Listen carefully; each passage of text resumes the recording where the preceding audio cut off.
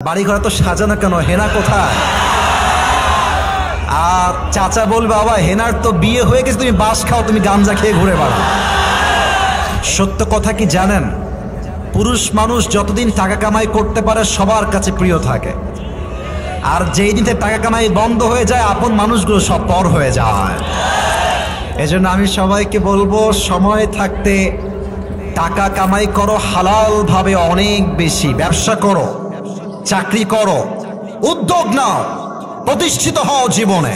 যদি মায়ের কাছে সেরা সন্তান হতে চাও, যদি বাবার কাছে সেরা সন্তান হতে চাও, যদি তুমি তোমার স্ত্রীর কাছে সেরা স্বামী হতে চাও, যদি তুমি তোমার সন্তানের কাছে সবচেয়ে প্রিয় বাবা হতে চাও, তুমি যদি বোনের কাছে সবচেয়ে প্রিয় ভাই হতে চাও, টাকা কামাই করা ছাড়া কোনো গতি নাই যুবক ভাইরা। বলো বলো বলো, এটা আমি তোমাদেরকে মন প্রাণ থেকে বলছি যুবক ভাইরা, অলওয়েজ মাথায় রাখবা।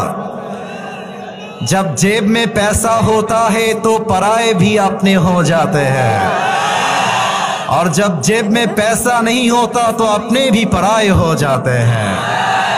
পকেট ভর্তি টাকা থাকলে ভালোবাসার মানুষের কোনো অভাব হয় না বাংলাদেশে, আর পকেট খালি হয়ে গেলে ঘরের আপন বউটাও পর হয়ে যায়। এজন্য আমি মাঝে মাঝে বলি, जब जेब में हो पैसे तो लोग पूछते हैं तुम हो कैसे, और जब तुम हो जाओगे कंगाल कोई पूछने नहीं आएगा तुम्हारा हाल। पॉकेट भर्ती टाका बोलबे हाउ आर यू, केमन आছেন ভাইয়া আপনি, আর যখন পকেট খালি বলবে হু আর ইউ, তুমি কে, তোমাকে তো চিনতে পারছি না ভাই আমি। এই পুরো দেশটাই হচ্ছে টাকার খেলা। এই টাকার জন্য হাজার হাজার যুবক তার পছন্দের মেয়েকে বাংলাদেশে বিয়ে করতে পারে না, এবং এই টাকার জন্য আমি মেয়েদেরকে অসম্মান করে কথা বলছি না, সব মেয়েকে আমি আসিফ এক পাল্লায় মাপি না। অনেক মেয়ে টাকা দেখলে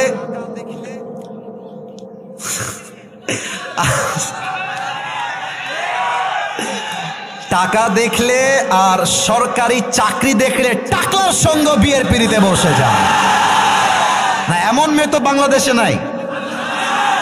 আরে নাই, আরে নাই রে ভাই, থাকলে আল্লাহ হেদায়েত দান করুক, পড়েন সবাই আমিন।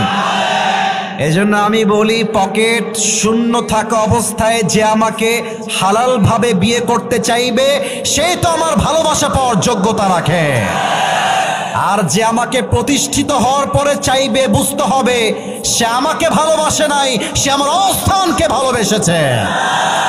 আল্লাহ যুবক ভাইদেরকে হালাল ভাবে বেশি বেশি ইনকাম করার তৌফিক দান করুক, পড়েন সবাই আমিন।